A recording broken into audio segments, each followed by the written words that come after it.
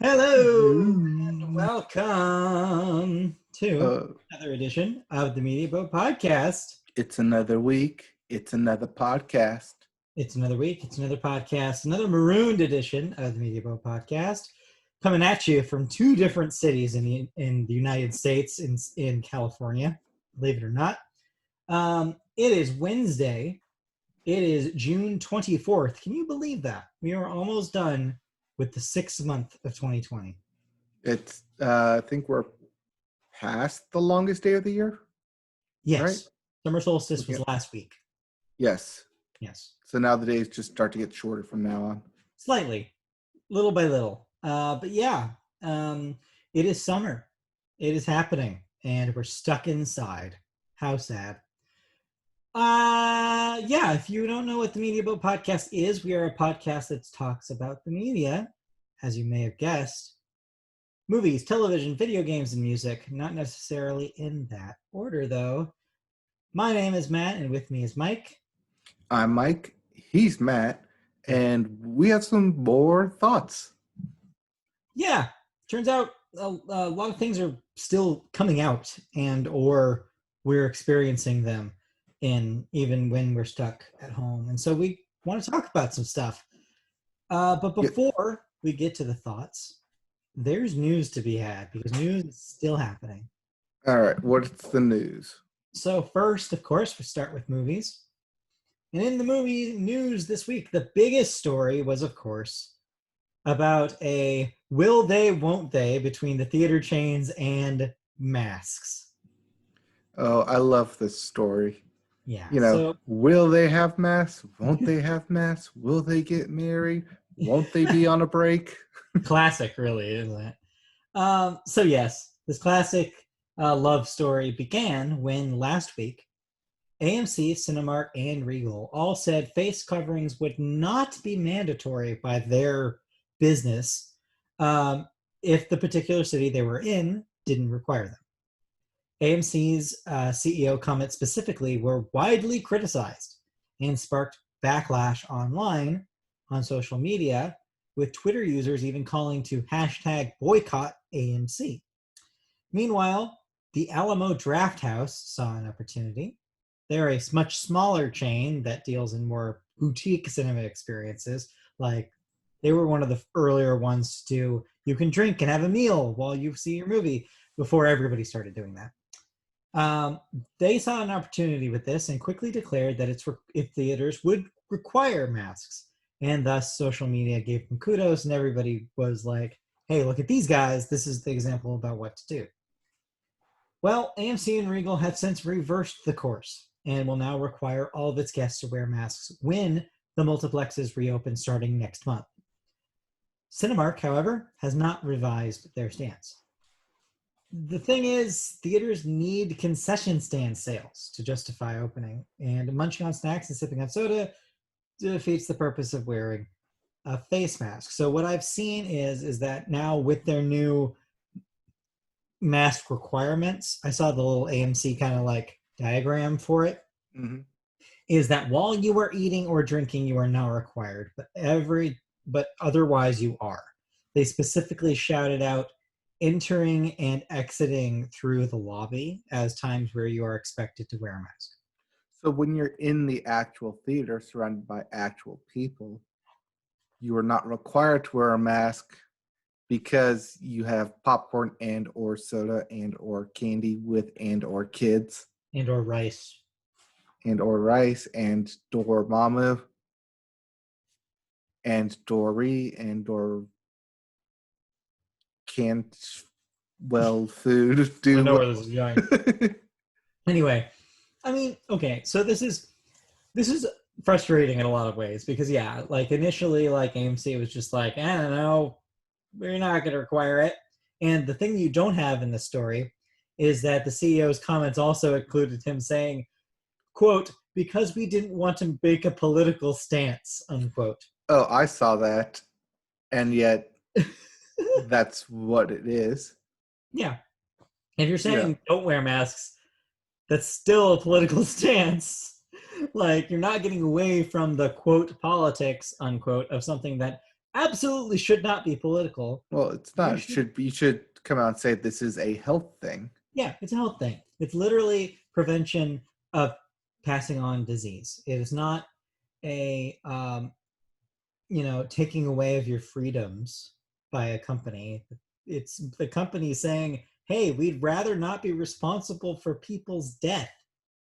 You mean a company, a private company on a private property that has its own rules and regulations that it puts in place to better all patrons.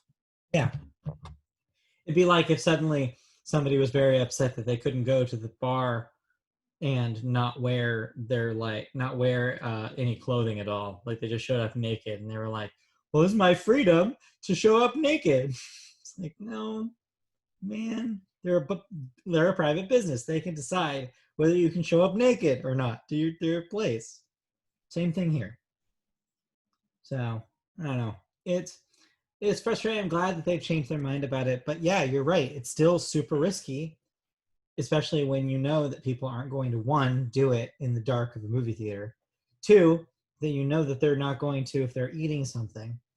So, and three, even though they're doing social distancing where they're like not keeping every single seat occupied, still an awful lot of people in a cramped space without a whole lot of air circulation. Scenario. I'm going to frame it here. Scenario. Yeah. You're in a movie theater. You have your bucket of popcorn with you. The lights dim down. You start chomping on it. Your popcorn gets stuck in your throat. So you try and cough it out, resulting in the whole theater freaking out because someone is coughing back there, resulting in everyone leaving, demanding a refund that they let someone in because, hey, someone's coughing in there. Mm-hmm. It's going to happen. Oh, it's going to happen. That's a very minimum hypothetical that is bound to happen. Yeah. It's like number one on your checklist. How do we prevent this? Make popcorn easier to eat. Yes, exactly. Make popcorn softer. No, this is, of course, the Media Boat Podcast telling you the same thing we've been telling you for weeks now, which is probably don't go to the movies yet. Like, they're going to reopen. You're going to want to see Tenet because Christopher Nolan doesn't understand what the hell, like, you can just release a movie digitally. But no, it's not on film. But trust us, don't do it. Don't take he is a cinema purist. Yeah, but this is not the time, Christopher Nolan. Like, I get it, but this is not the time. Read the room. Yeah, but okay, so bouncing off that real quick, Warner Brothers is putting out the 10th anniversary of Inception to both to test audiences going back to the theater and also as a barometer of how many people are going back, want to go back. Yeah, that'll be interesting to see. I think that it won't do the numbers they want it to. Well, it will do over 100,000. No, in sales because that's like the low bar minimum for box office right now. Yeah, I don't know anymore. But we'll see. All right, let's move on to the second story because we spent a good amount of time on that first one. Let's talk about Weta. You're probably thinking, what the hell did he just say? Bless you. But I said Weta. Weta Digital. That's W-E-T-A. W-E-T-A Digital. Nobody gets that, Matt. Nobody gets that. Some people probably get it. So here's the deal. Weta Digital is, of course, the motion capture / special effects studio that's brought you such special effects and motion capture in films such as Lord of the Rings. They, of course, are well known for being the place where you get like really realistic motion capture done for your fantasy films. It's where Andy Serkis goes to work. Exactly. It's the place that brought you Andy Serkis. They're known for mostly doing special effects, but they have just announced they're launching an animation division. And you're probably thinking, wait a minute, isn't that already animation? Yes, you're not wrong, but this would be a studio that would make animated films. And again, you're probably thinking, wait a minute, aren't they already doing that? But there are some real people in those. There are no real people in this. All right. AKA Lion King. See, Yes, he stayed right at Disney. exactly. So yeah, creating animation has been a long-held dream of the majority owners, which, by the way, include none other than director Peter Jackson Hmm. and Fran Walsh, who will, of course, write and produce and direct several animated projects for this new venture. Weta Animated will work alongside Weta Digital's visual effects business for the film and television industry and will begin producing original content for the first time in its 25-year history. They've been a hired gun before. They've never done their own film. Comprised of 1,500 artists and engineers, Weta Digital has won 6 Visual Effects Academy Awards, 10 Academy Sci-Tech Awards, and 6 Visual Effects BAFTA Awards. And yeah, like I said, you kind of know what they're known for, and you know names like Peter Jackson and Circus. So, like, these guys have been around. This is a logical development. Yeah, they've also worked on projects of the Avengers, Avatar, I think is the big one they're working on. And so they have experience doing digital animation special effects. Yeah. But, you know, rendering a full movie in that capacity now puts them up against, say, Pixar. Yeah, exactly. I could see this being really, really good in the long term. I could also see them extremely blurring the lines between live action and animation. Mm. And I think that is a scary point of where we could be heading. They'll just call their next movie Uncanny Valley. It's like they know. So yeah, this will be cool. Whenever they get around to announcing an actual movie, that'll be really cool. I'm interested to see what they do. King Kong 2. Peter Jackson always wanted to make another one. All digital King Kong. All digital King Kong. All right, did you watch any movies this week? I have been watching the Harry Potter film series. Does that count? That were released in 2020. Nope, not Harry Potter film series. Okay. Well, I watched a movie that came out this year, thanks to Netflix streaming. Ooh, okay. What did you watch? Christy and I watched the anime film A Whisker Away. It had been advertised to us several times, and it had a cute cat in it. So we were like, yeah, we'll check this out. So it did have a cute cat in it, but I did not expect it to be like a metaphor for depression. The cat is depression? No, the cat's not depression. The two teenagers involved in the love story here have depression. And the lead character finds or is sold a mask that allows her to transform into a cat. And she believes, for part of the movie, that being a cat will make her happier and make her feel better and give her the ability to be or be close to the guy she's crushing on. And it gets elaborate from there. As you might imagine from an anime film, it slowly kind of goes in a fantasy direction. There's a whole like alternate cat universe. There's a bunch of lore and like reasons why the cats want and what they want, and the humans what they want.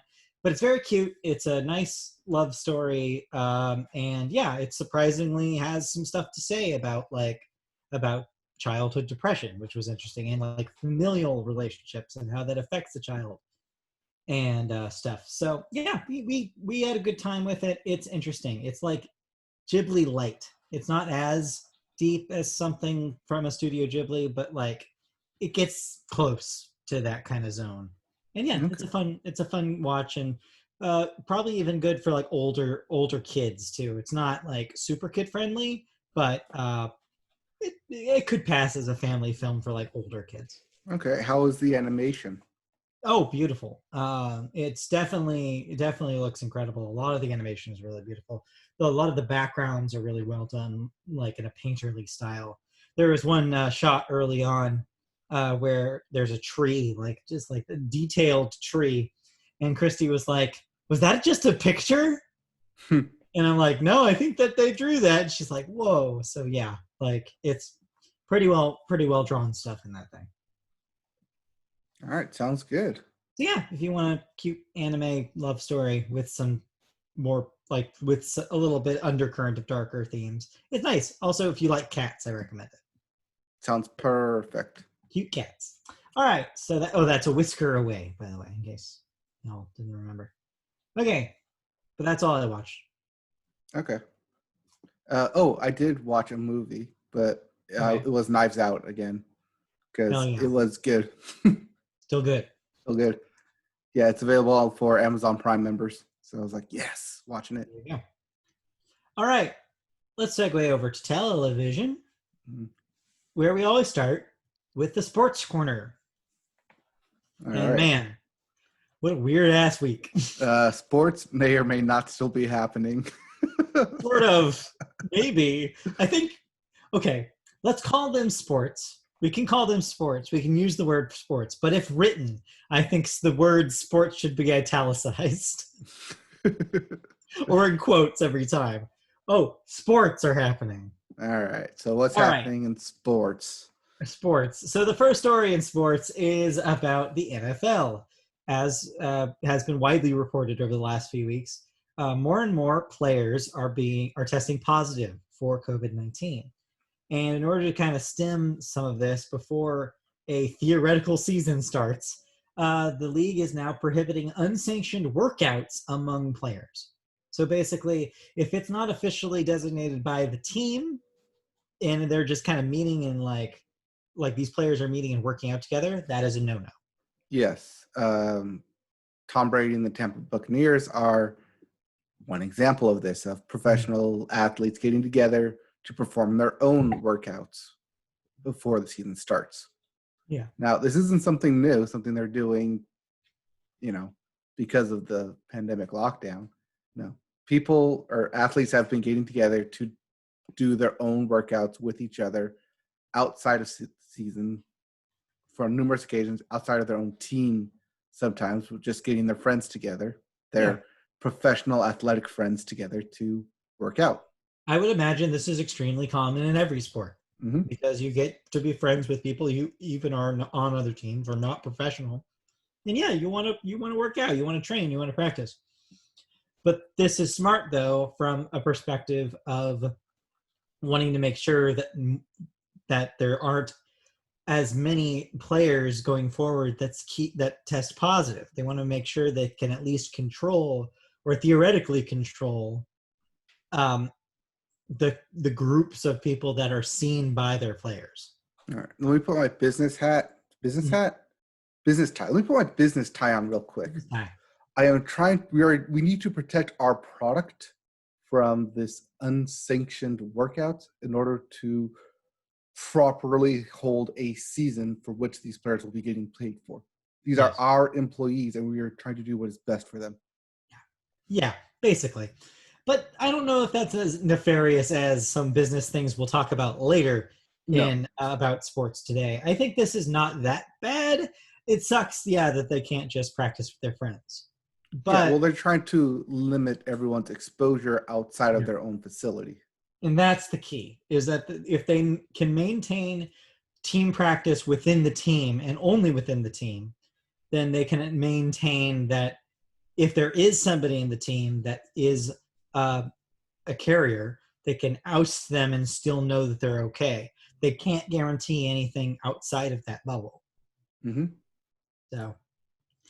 So we'll see. But as you mentioned, yes, their next part two of the story, you could say, is that Brady and Tampa don't care.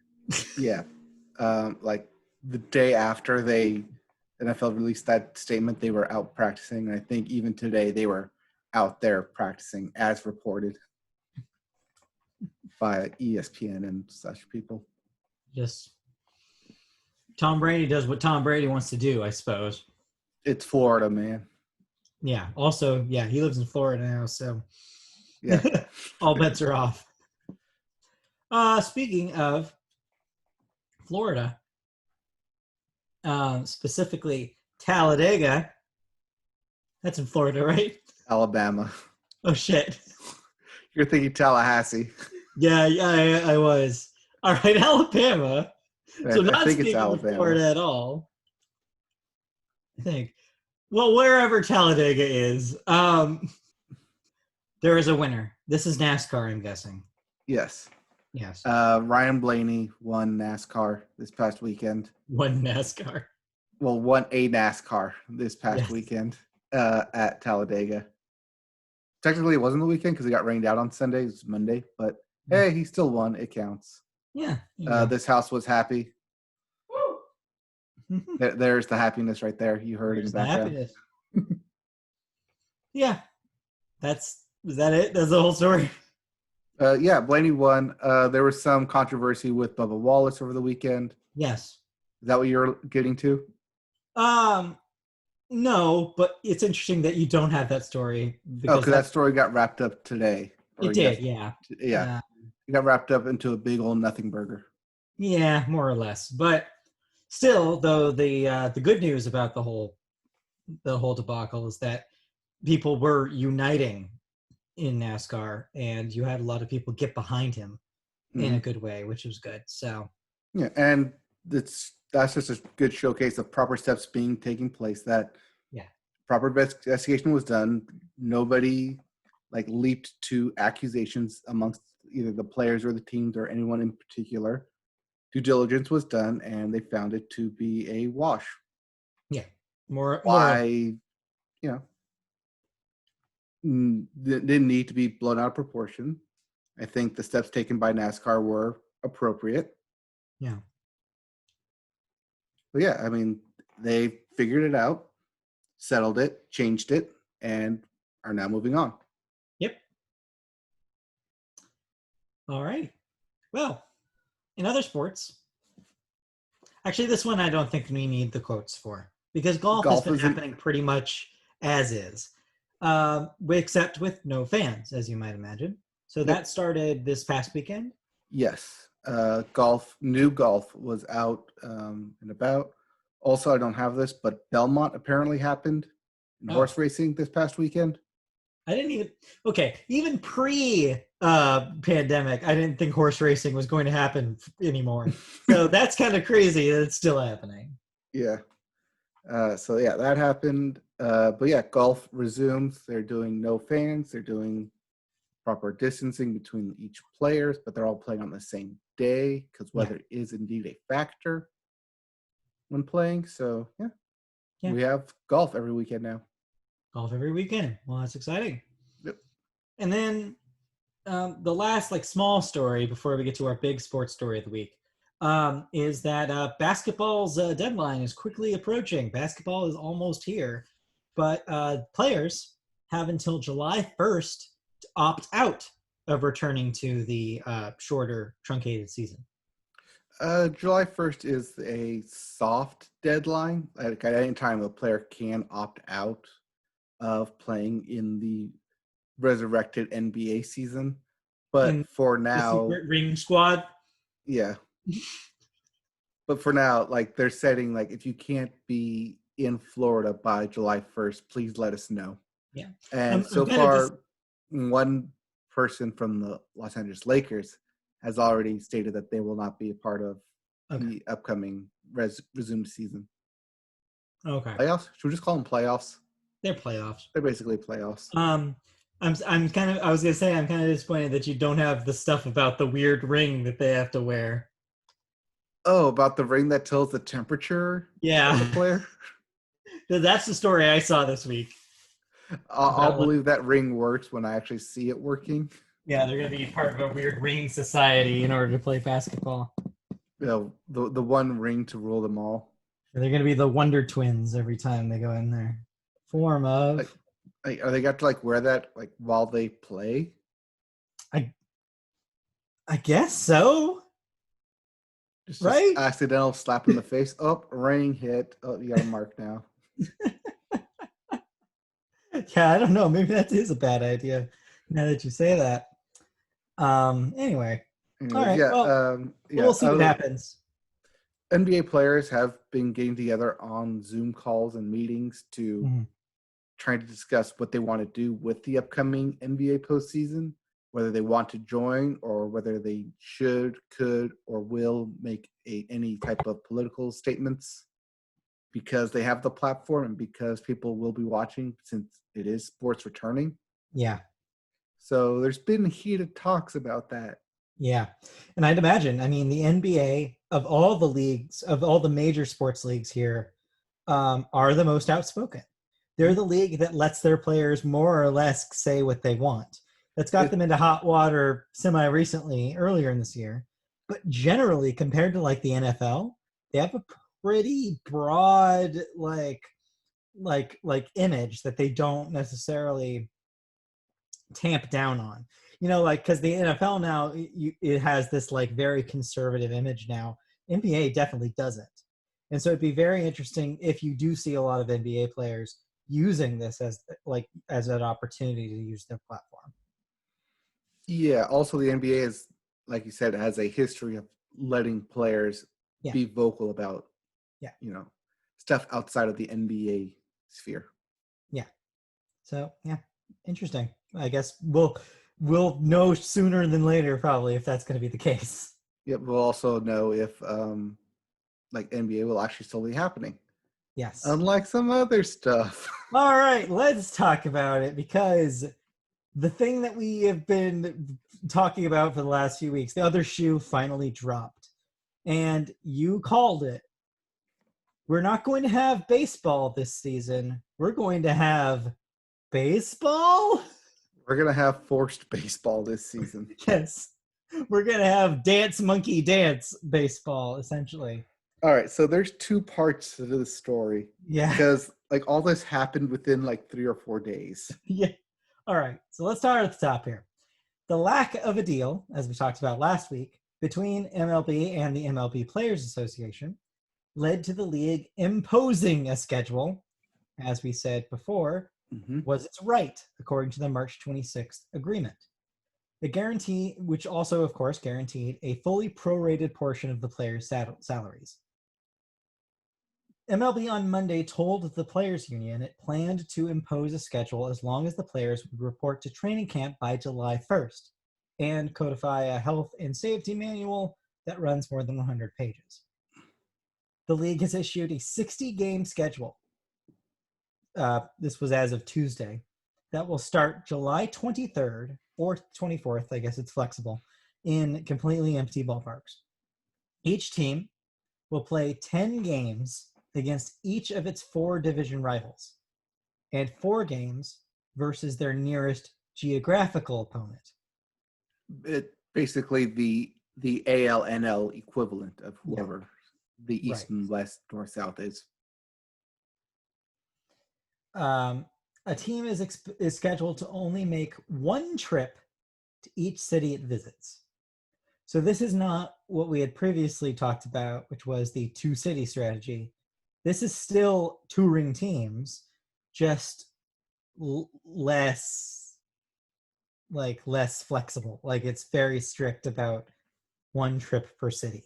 Yes, or at least that's what they're going to try and make it, because as we just mentioned, the schedule is not out. There is no hard schedule. They just have a rough outline of what they want each team to do. Yeah. The number of playoff teams will remain at 10, though that could still change. All these things are in flux. Designated hitter rule will be played in both leagues now. I think that's done to conserve pitchers. Which makes sense. And extra innings will start with a runner on second base. As also to conserve time.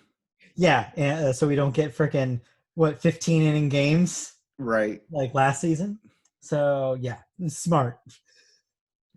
So that way a base hit or a gapper scores a run and keeps the game moving. So you're not burning through pitchers or players. You can actually have a winner by the end of the inning. As opposed to just constant tie. Players will be tested every other day, even if they are asymptomatic, even if they're not showing anything, according to health and safety protocol. All right. So you kind of mentioned that there's some other business in the background here. What were you going to say? Yeah, so as of now, you can say baseball is back. Players still have the option to opt out of this season, Just like basketball. just like basketball, if they don't feel comfortable, or say in the case of Mike Trout, your wife is going to have a baby soon. Yeah. So do you see this being a Troutless season? Possibly. Yeah. It would almost have to be, right? Because Yeah. they're going to make him travel and he wants to stay home. Or say he comes and he plays and he travels, then he has to somehow predict 2 weeks before his wife gives birth that he needs to stop playing baseball. Yeah, there's no way Quarantine himself for 2 weeks before he's there with his wife. Right.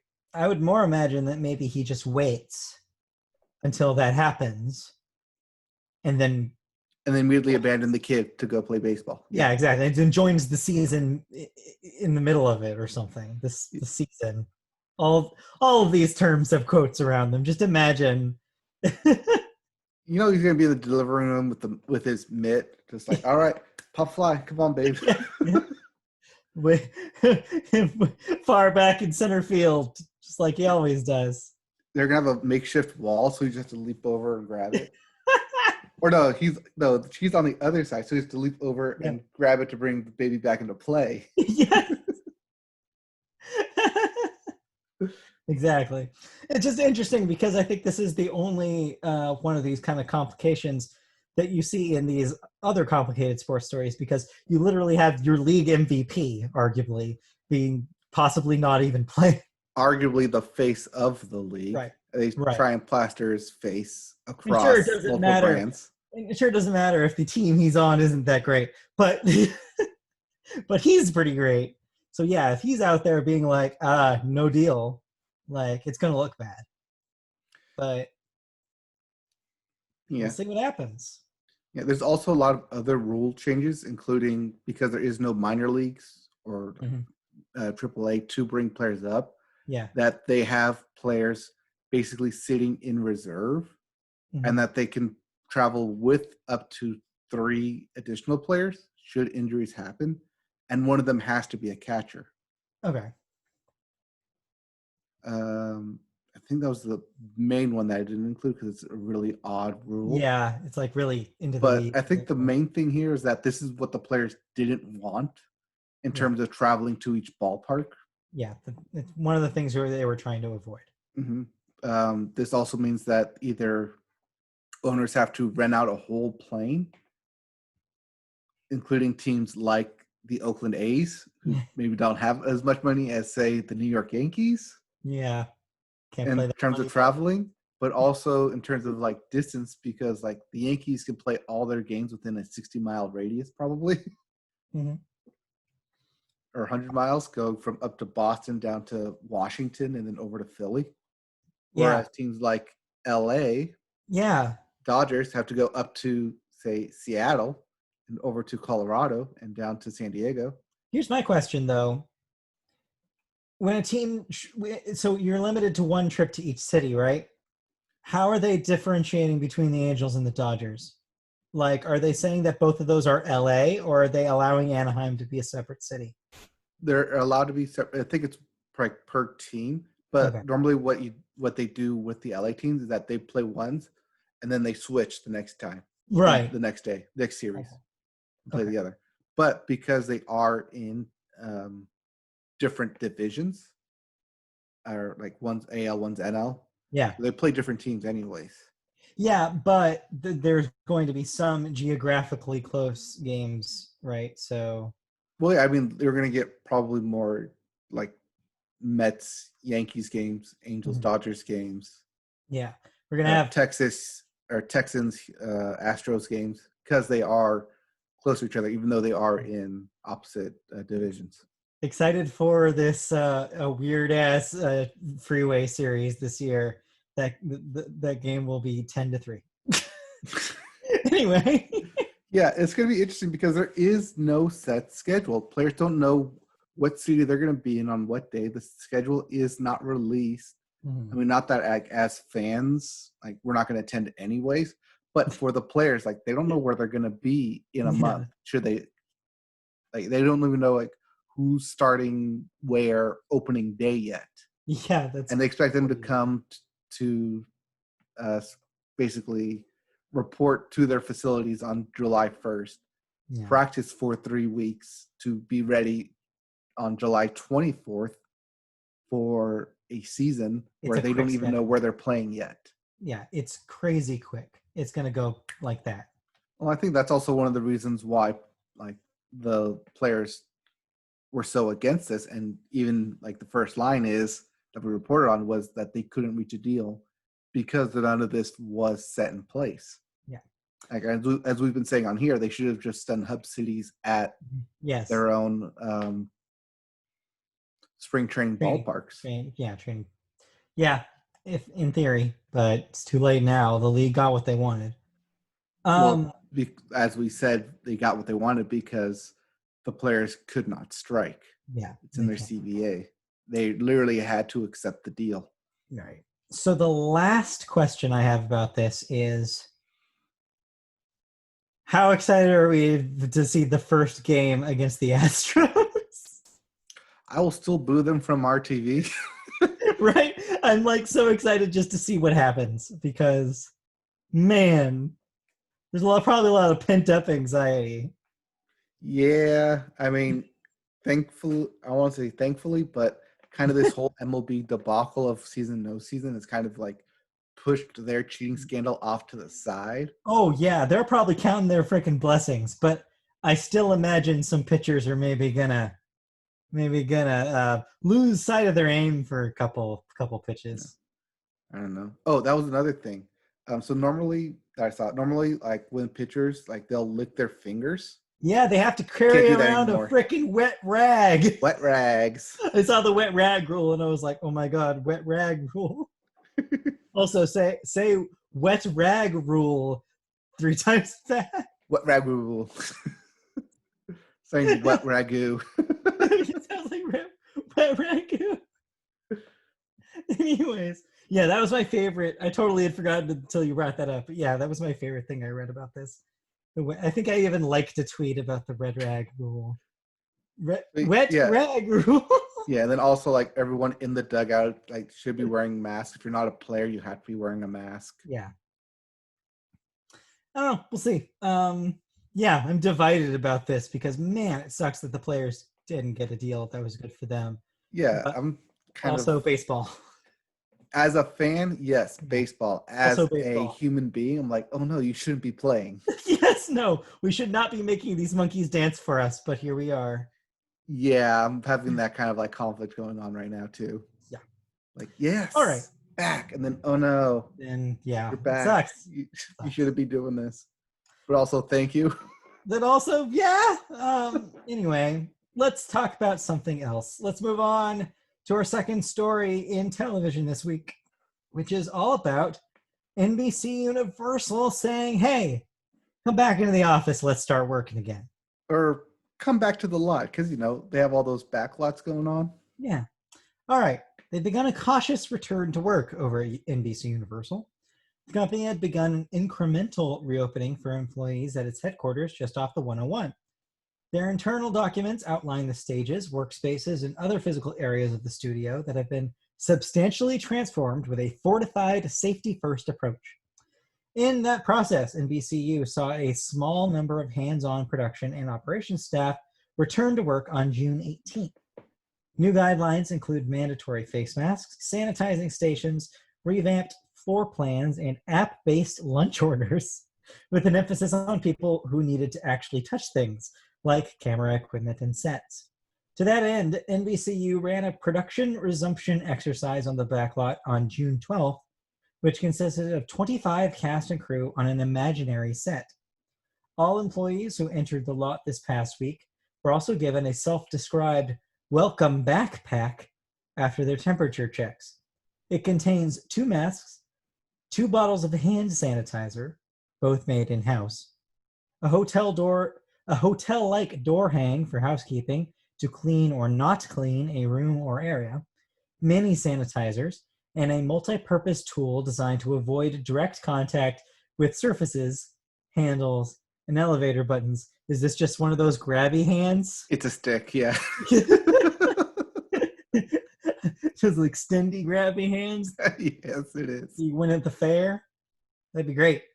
Yeah, I mean, if you're gonna resume production, I guess this is what you have to do.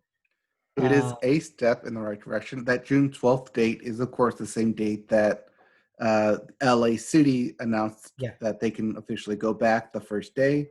So I was like, okay, first day, we're going to go and we're going to do test runs on this. What do we need to have in place?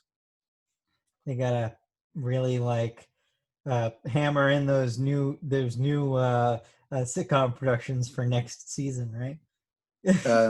Though they need to hammer and nail and glue together all the game show sets that they're going to have upcoming. Yes, they need like 15 more seasons of Ellen's Game of Games. Stat. See, I was thinking that they just do Wipeout again, since everyone's going to be outdoors. I don't know. Netflix is already doing Floor is Lava. I think you need a better shtick. I don't know. We're going to talk about that now? I'm not going to talk about that. Maybe you are. Because, hey, it's time to talk about what we've been watching this week. All right. So, as you mentioned, Floor is Lava. Oh, okay. We are going to just segue into Floor is Lava after all. Oh, yeah. No, it's here in the thoughts. I see that. Yeah. All right. What's up with Floor is Lava? It is. But there's no lava. No, but it's red lit colored water with some bubbling effects. And it's escape room meets Wipeout, where you gotta get from one end of the room to the other, not touching the floor and climbing on everything. Basically, a 5-year-old's wet dream. Ew, don't put it that way. A 5-year-old's wet dream, because it is a nightmare for a kid because there's lava everywhere. I don't think you know what a wet dream is. Moving on. Moving on. Yes, the object is to not get wet by falling into the lava. Teams of 3 must make their way from one end to the other, climbing on stuff, pulling on things, pulling on levers, trying to unlock different ways to traverse from one side to the other. It's Wipeout-esque. It's escape room-esque. It is also very trashy TV that people really like on Netflix. So, hey, somehow they got people to get on the show. Christy is very excited to watch this. It's been apparently extensively recommended to her via the algorithm. And so she's very excited to watch it. I ignored it the first 5 times, but then the 6th time I was like, okay, let me play one episode. She saw it so once. I watched one episode. She saw it once, saw that it existed, and she was immediately interested in watching it. Yeah, I watched one episode and then went back to watching Avatar: The Last Airbender. Smart. But yeah, I will not be watching it. So yeah, it's mindless fun. It's exactly what you think it is. Mm-hmm. What else did you watch? Well, while we're on Netflix, I also watched F is for Family, which I mentioned last week. So were you starting this from the beginning, or are you just watching new stuff? New season. Okay. This is a show that I've talked about before on this podcast. Yeah. Bill Burr show about life in the 70s, 80s, 70s. I think it's the 70s because it's basically All in the Family, right? It's an animated take on the kind of All of the Family kind of setup. Yeah, that's where the F is for family comes from. Right. The name itself is even a reference. Yes. But yeah, so you remember how I mentioned last week's show, The King of Staten Island, how Bill Burr's in it, and the movie's about like finding a father figure when you don't have a father figure. Yeah. That's basically what this whole season was about. Oh, well, there you go. As our main character's dad, aka the grandpa, comes to visit for this season and immediately makes our main character, played by Bill Burr, revert to a childlike state and trying to like say that he wasn't a nice guy, like basically try to pick fights with his father to admit his wrongdoing and admit that he screwed him up while not realizing that he is also screwing up his own kids. Right, exactly. The cycle continues. Right, the cycle, kind of circle being broken here. Yes. But also that because he's fighting with his dad and with his work about stuff and with his wife who's pregnant through this whole thing, like basically leads up to the kids that he does have not really having a father figure around. And so they start reaching on to other figures in their life to fill that validation void that's being left open. Right. Whether it's through a neighbor and music, whether it's through joining the hockey team and having the coach, or whether it's through a new friendship who may indeed be a bad influence on you. But yeah, all this comes to a head at the birth of new baby, and basically everyone's saying, we're going to try to come together and raise this kid right. We're not going to try and mess up their lives as we messed up your life. And basically what I feel like every parent feels like when they have a new child is like, okay, here is our fresh start. And yet I somehow already know that it's not going to be that way, but it does set it up for a nice next season. Yeah. But yeah, it's still a hilarious show. Some of the jokes they get away with in this thing is pretty insane, pretty asinine. And overall, it is still a really hilarious show that I'm glad I'm watching.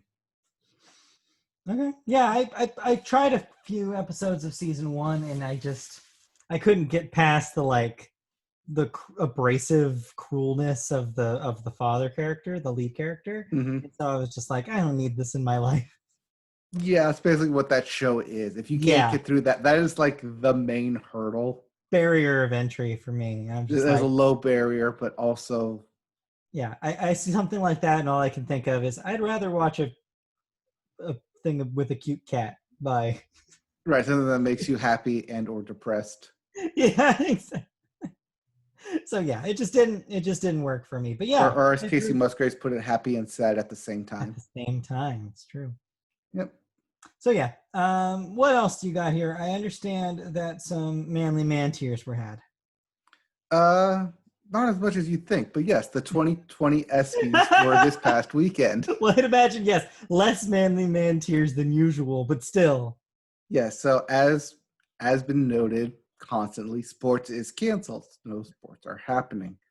Therefore, no official sport awards were given, like best player, best male athlete, best goal scored, best winning moment, best team.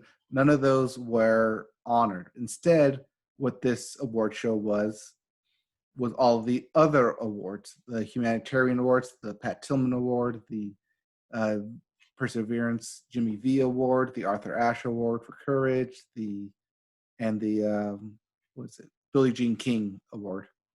Mm-hmm.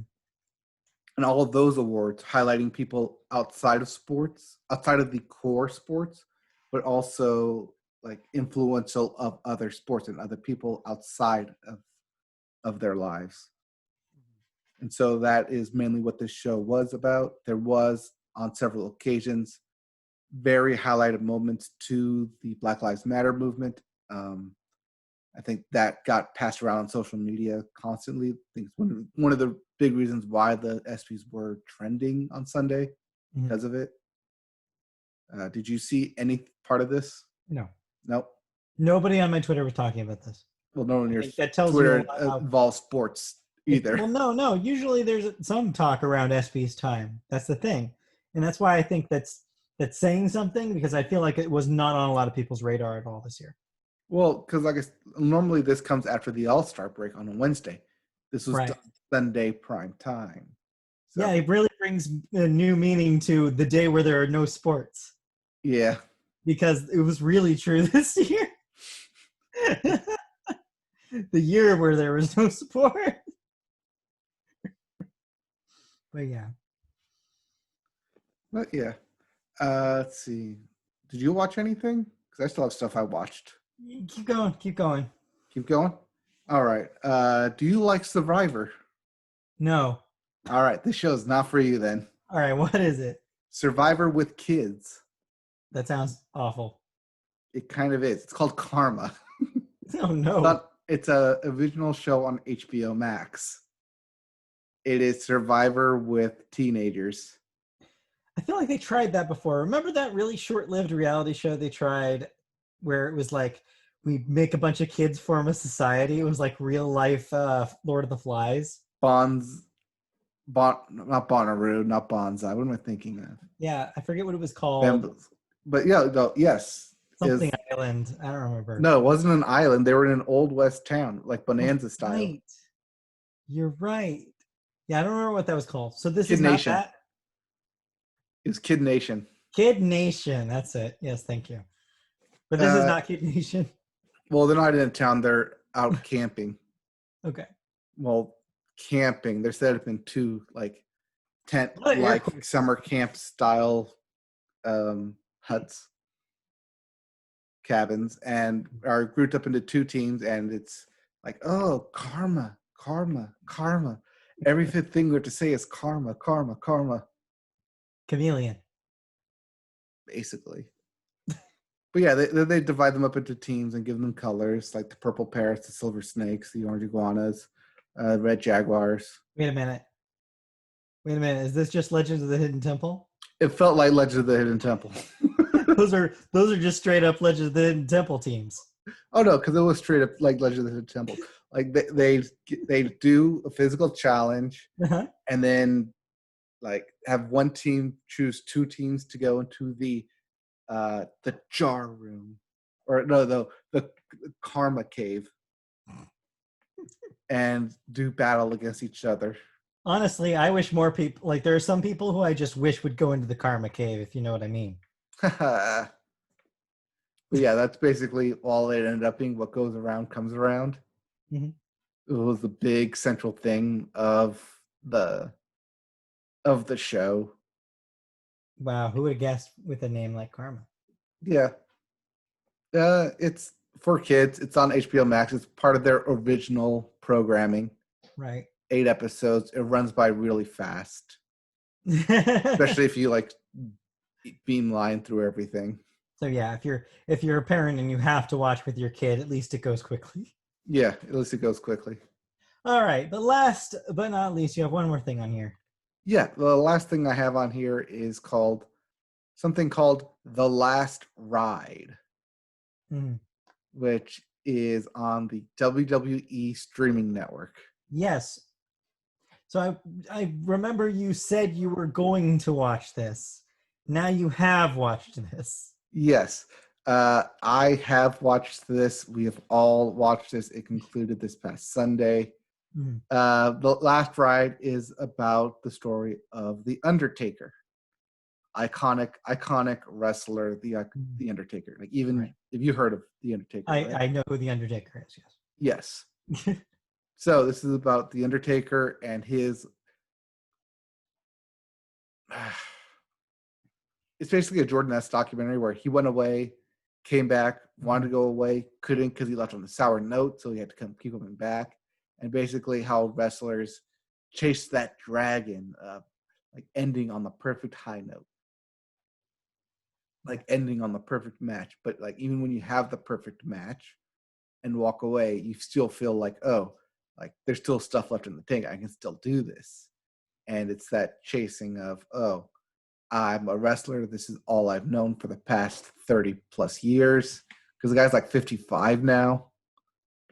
And he's been wrestling since the 90s. So he's like, okay, am I just becoming a one-off character, or like, can I really continue to do this? What am I leaving for the next generation? It's a whole like deep inside look into the mind of a wrestler, and also some backstage stuff of, oh, people who do wrestle like have lives outside of the ring, but like there's a lot of training that goes into it to be physically fit for something like this. Even at his own age, where he's had multiple injuries, and it goes through extensively since 2016, I believe, when he first announced his initial retirement and then decided to come back. So it's an interesting look into the world of wrestling and one of its more iconic wrestlers. Yeah. Is it so? It's made for the WWE Network. Is it accessible for people who aren't familiar with wrestling, or is it very core targeted to the audience that's already subscribed? Like, are they using a lot of terminology and referencing a lot of events that only like wrestling fans would get?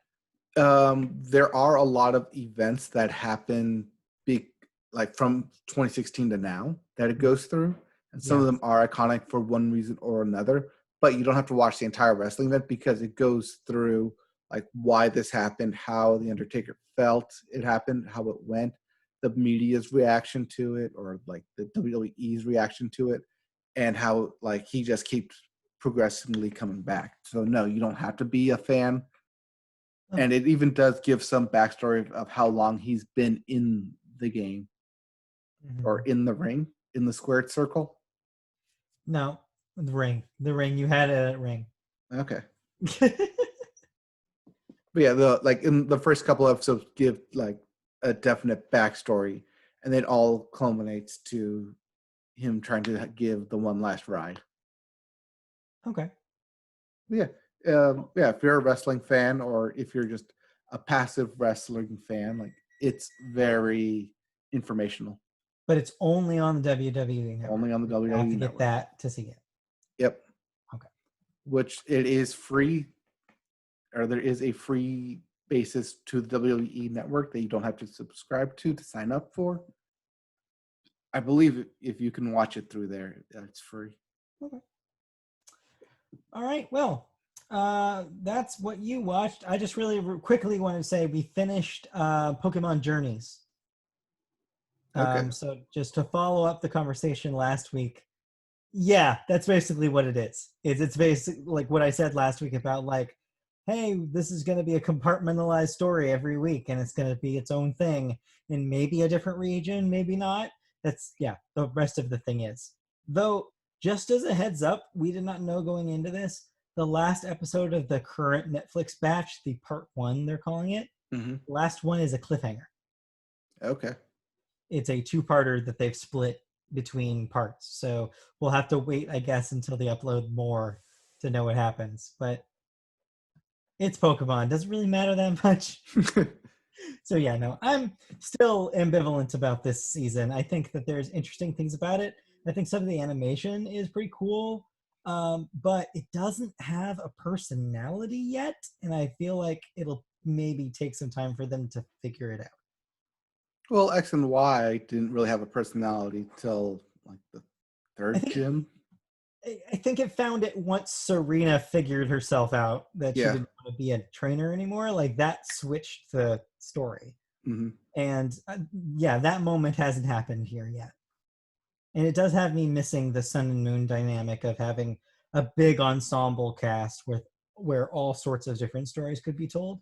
This is really missing that, and yeah, we'll see if it finds its legs, but we'll see.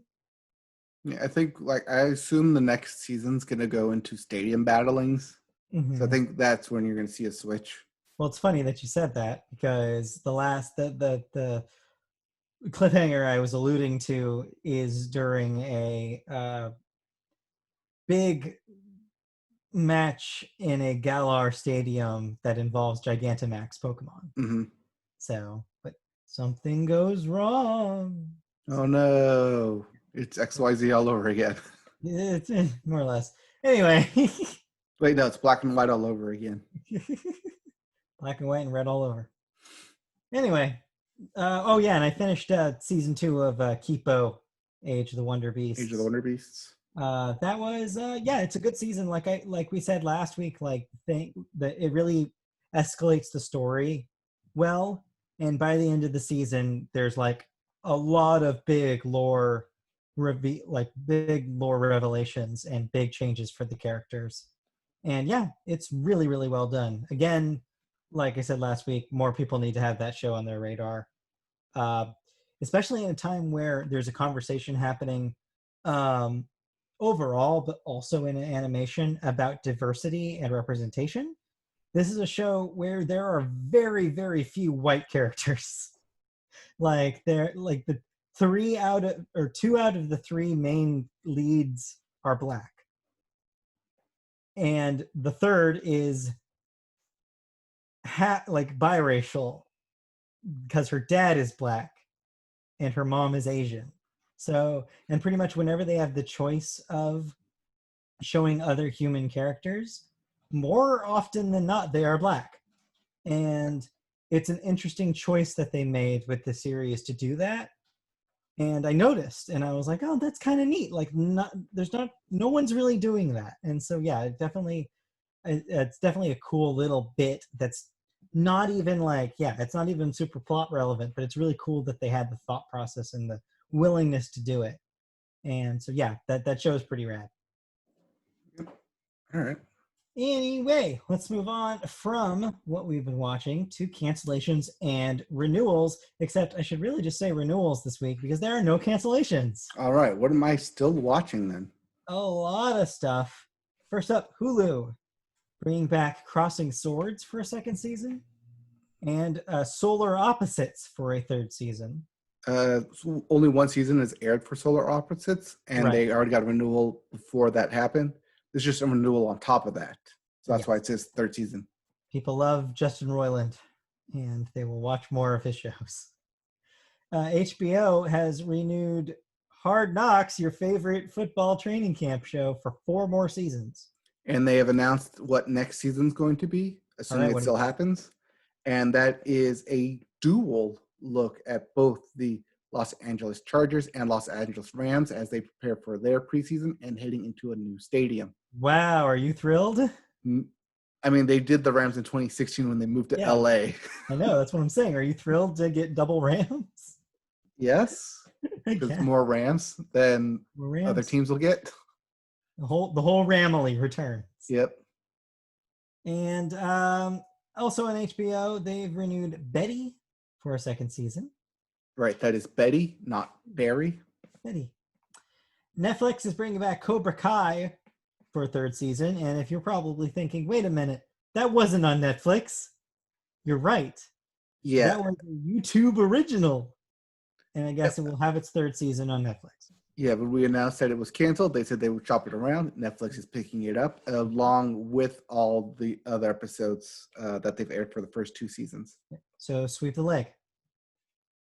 And then the leg. And then the leg. Sweep the leg. Then Fox is bringing back The Great North for a second season. Not bringing back, but giving a second season ahead of its premiere on on the start of the next year. Start of 2021. Some noise going on there. Netflix is also bringing back a couple of shows.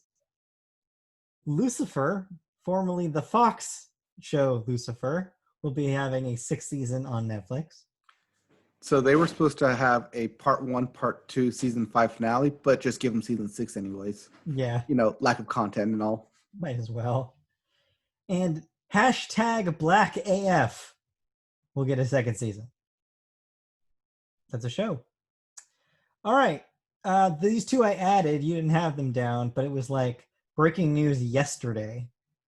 They waited literally to the last second to announce this, but Disney Channel officially has renewed both Amphibia and The Owl House for 2nd seasons. Previously, they had both been on the bubble. No word had been said about either of those shows coming back. It was assumed that they both would, but fans finally got confirmed yesterday that they will both be returning, and those new seasons literally start next month. Yeah, I've been eyeing Amphibia on Disney Plus. You should watch it. Both of these shows are excellent. Both the new seasons start on July 11th. And also, the creators on Twitter were very fast to point out that unlike last time, especially with Amphibia, this will not be a bingeable release schedule. This will be a proper weekly release on Disney Channel. Shocking. I am shocked. That never happens. The creator of Amphibia was specifically had a Twitter thread about how excited he was because he was basically straight up like, I hated the rollout of season 1. I hate binge rollouts of shows. It means it's bad for plot development. So they basically wrote this season to be a weekly show because they were banking on getting it, and they gave it to them. So I'm really, really interested. Also, they announced some guest characters and voices for this season, and none other than Kermit the Frog will be in an episode of Amphibia somehow Oh, this season. Yeah, I was like, whoa, okay, that's a get. yeah. Well, briefly on that, the Disney, because it's Disney and Kermit, Muppets Now got its first trailer today. Yeah, so that's not them trying the Muppets, the ABC sitcom again. This is a reality show. I don't know if it's No, reality or so the show YouTube is fictional, bits. like it's scripted, but it's about the Muppets being on a reality show or putting on a reality show. That's what I had read. Okay. Yeah. Yeah, And I it was like, seemed, it was like, okay, so it's Muppets with guests yeah, and a legal order, I guess. I guess. I don't know. Sure, why not? Yeah, I'm interested in that thing. I'll check it out.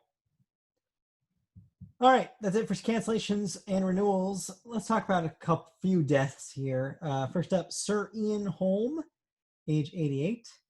An actor, was in Alien, Chariots, Fire, Lord of the Rings. Yeah, he was Bilbo Baggins in Lord of the Rings. Okay.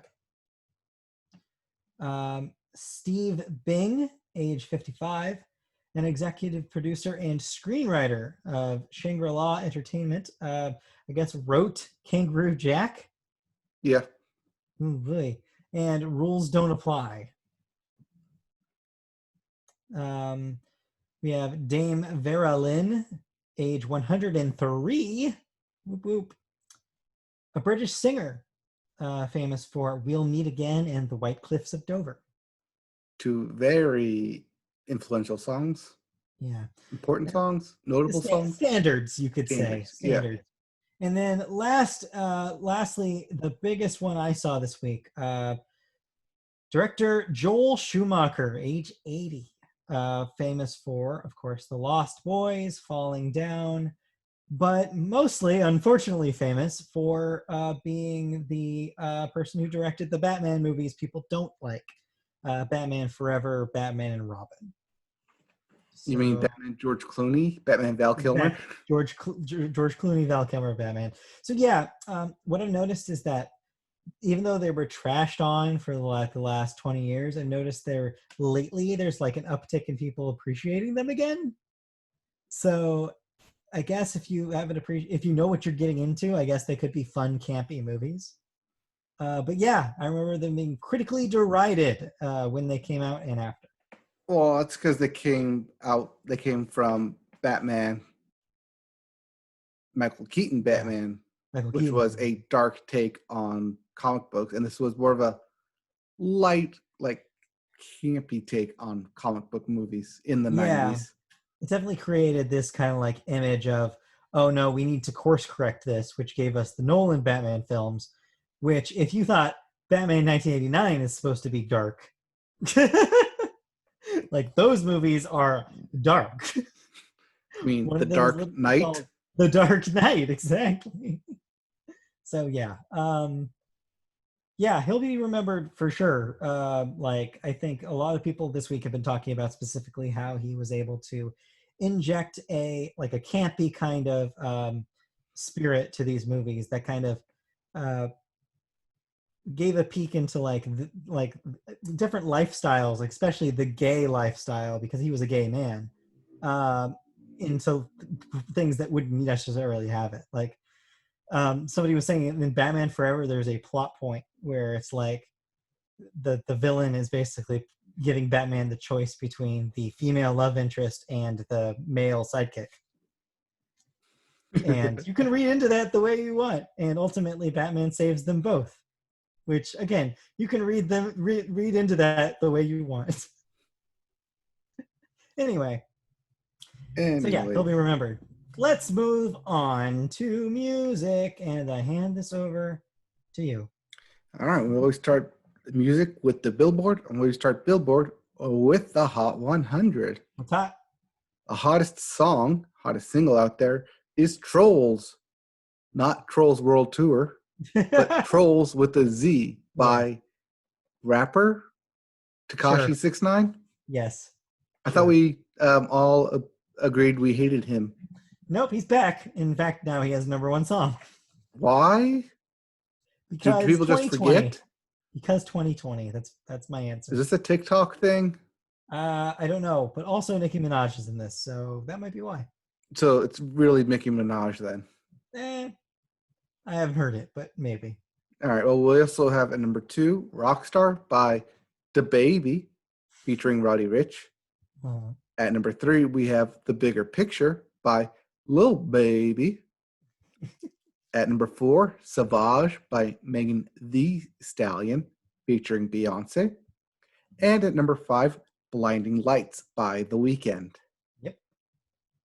As for your albums chart, your Billboard 200, at #1, My Turn by Lil Baby. Lil Baby's having a good week here. A lot of babies this week. At #2, Chromatica by Lady Gaga. At #3, Blame It On Baby by The Baby.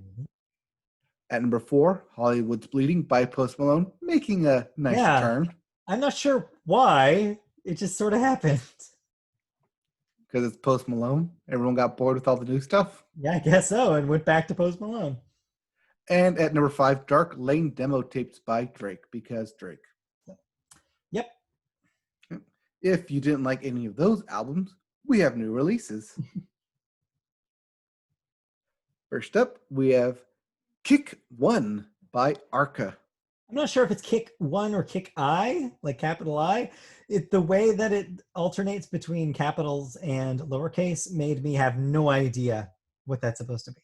Yes, but you see how there's a space? So it's space Yeah. capital and then lowercase. I. Kick I. I don't know. Lowercase L then? Maybe? Maybe? I don't know. Kickle Cubicle? We also have... Wait, is this a soundtrack for the NES game Kickle Cubicle? No, but it's by Arca. Not Arco. Not Orca, Orca. but Arca. Well, We also have Untenable by Bad Moves. I'll be checking this out. Women in Music, Part 3 by Haim. Haim. Haim. Thank you. If I haven't listened to Part 1 or Part 2, will I understand what happens in Women in Music Part 3? No, you'll be completely lost. Okay. We also have What's Your Pleasure by Jesse Ware, taking from a 90s ad there. We also, and lastly, The Absence of Presence by Kansas. Yes, that Kansas? The entire state of Kansas. No, the band.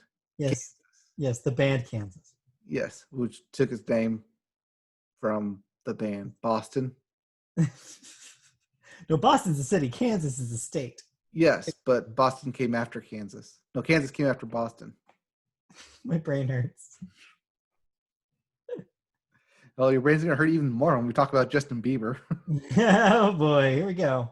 All right, because Justin Bieber's in the news as he has refuted an allegation that he sexually assaulted a woman in 2014.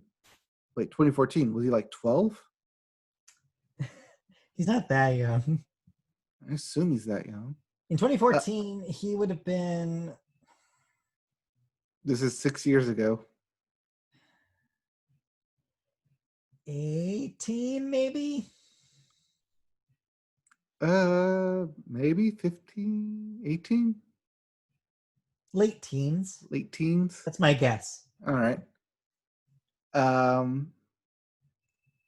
Yeah, well, he's been accused of sexual assault by a woman in 2014, providing a litany of evidence in the form of receipts, emails, social media, and press reports to back up his claims that it did not happen.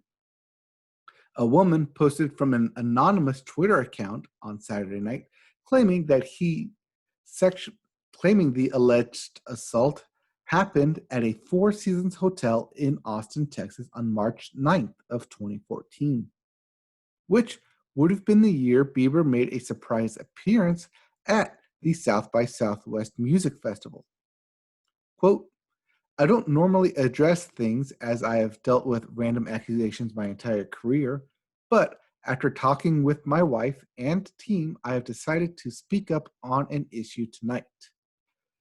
That Bieber had wrote, referencing Haley Bieber and his manager, Scooter Braun, and Allison Key at Scooter Braun Projects, who have represented him for his entire career up until Scooter Braun decided to purchase Big Machine Records. But he still represents Justin Bieber. That has not changed. No, but I just need to remind everyone that he had purchased Same Big Scooter Machine Braun, Records. yep. Yes. Mm-hmm. Quote, rumors are rumors, but sexual abuse is something I don't take lightly. I wanted to speak out right away, but out of respect to so many victims who deal with these issues daily, I wanted to make sure I gathered the facts before I made any statement. End quote. Yeah, he definitely seemed like he needed to prove very, very quickly that this was not something that he did. Which is usually a red flag. So, as listeners surely know, I am more than likely going to take the believe women approach here and assume that if somebody was brave enough to come out with a story like this, that there's a kernel of truth to it. That being said, there's been no research into this, no case has been made. So we'll see what comes out of the story, and we'll wait till past judgment until then. But this is troubling news. Also, the other kind of wrinkle to this, as you mentioned, Scooter Braun, not the most trustworthy person right now. So I'm not sure if you want to put him in your camp as evidence of your innocence. So, that's basically how I feel about this thing. I'm choosing to maybe put a little bit more faith into the story of the woman here, but we'll wait to see what happens. I think this may be an issue with Aziz, similar to Aziz Ansari, where something probably did happen, but not to the extent of what people may be saying. I mean, I don't know what the statement is. I did not see it, and it's not in this story. Right. So I can't really speak to that in either. So I can't really say. Right, and we don't really deal on rumors or judgments here. No, yeah. I mean, We the try and stick to story facts-based in stories, but the story came from the that it was story. Justin Bieber is the thing, and that's why this is a story. And yeah, like it needs to be said that there are some questions now about Bieber's impropriety. So we'll see what happens. But yeah, we shall see. Yikes. Wait, so do we like Justin Bieber now? I've never really cared for Justin Bieber, so I think I'm fine. Same. That's why I'm wondering, like, wait, are we siding with anyone here? Well, again, like I said, is that there's not enough information to, quote, side. What I am going to say is that typically I err on the side of believing women who stand up to talk about assault, because it's not an easy thing to do. So when they do come out and say, I am more likely to believe their story than the response the man gives, or the person who has the alleged assault gives. Is like I'd rather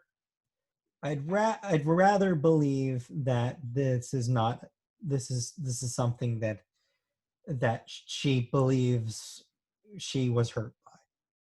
But we'll see. We'll see.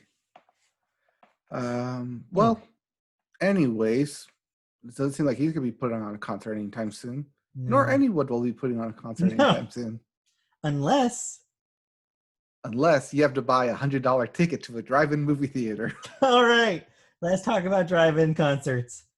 Well, as this pandemic has seized up the live entertainment industry, drive-in concerts have been floated as a safe replacement for audiences, wanting some live music. Say jonesing. I'm not saying jonesing. Jonesing. No. I've got a Jones. I've got a concert Jones. Unless this involves Quincy Jones or some other Jones of that aspect. No. What about a basketball Jones? Do you have one? I got a basketball Jones. No. Anyway, concert Jones. Anyways, concert Jones. Concert Jones, a.k.a. Live Nation, has announced the first large-scale drive-in concert series in the U.S., beginning in July. Mhm. The live entertainment giant on Monday announced Live from the Drive-In, a series of 9 concerts taking place July 10th through the 12th in Nashville, Tennessee, Maryland Heights, Missouri, and Noblesville, Indiana. Country star Brad Paisley will headline shows in all 3 cities and will be joined by Darius Rucker and John Party in Nashville at Nissan Stadium, with country adjacent rapper Nelly performing in Maryland Heights near St. Louis. He did do that song with Tim McGraw that one time. He's country adjacent. I mean, he also did the song with Florida Georgia Line. Oh, that's right. He's a double country adjacent. The news was first reported by the Associated Press because they report everything. The arrangement calls for Paisley to perform in the parking lot of the amphitheaters, where vehicles with a maximum of 4 people per car will park in every third space to allow room for attendees to tailgate. Attendees are encouraged to bring their own food, drinks, and chairs, setting up around their cars to view the performers from the stage and also from large LED screens. The Missouri concert is expected to hold as many as 1,000 cars while incorporating social distancing guidelines. Now, these are actual live concerts we're talking about with people in a live settings. This is different from what's going to happen this weekend, where Garth Brooks will be having a concert streamed to different drive-in theaters, which you can go to. Yeah, different thing. That's a completely different thing. This is an actual live concert we're talking about in 2020 happening. So conceptually, this seems pretty cool, I think. The idea of being able to drive up with your own snacks and chairs, park your car, plop down in the spot next to your car, and enjoy a concert with 3 of your family members is pretty rad, I think. I think it like it's a good adequate amount of space. I think that it's a good solution to the problem of having a concert. And you get to have it with your family. I think it's pretty cool. The logistics may be the problem here. There's only so many enforcing people to stay within their boundaries. There's that, but not only that, there's also the logistics of how big these lots are. How many cars can they admit? So if you basically extrapolate the parking lot size to 4 people per car, you can only sell that many tickets. So the prices probably shoot up, as you kind of said earlier. You pay per car.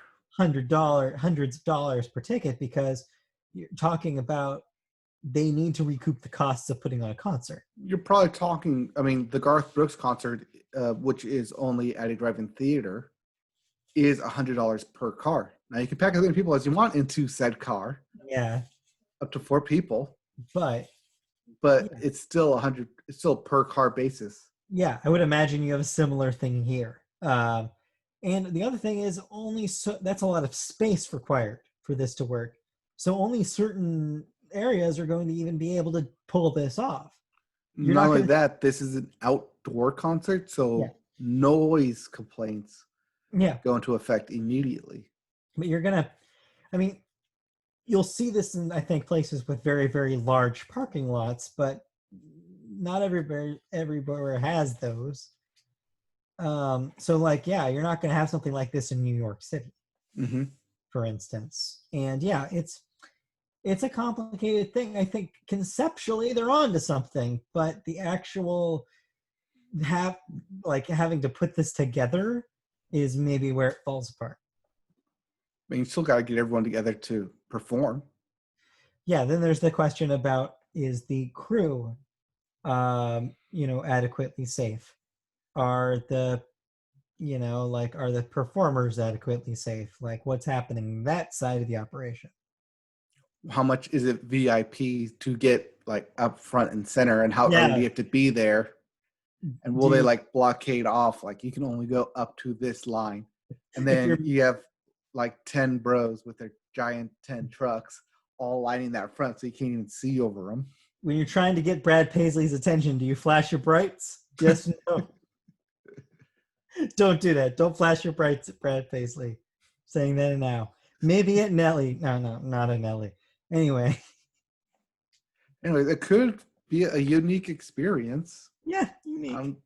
Yeah, I mean, we're not going to go, but I mean, no, because it's not in California. yes, But we'll see in a handful of weeks here, see how these go and whether or not Live Nation will plan on doing more. yep. All right. You listened to something. Yeah, real quick. Last week we talked about new Phoebe Bridgers record, Punisher, being released. I checked this thing out.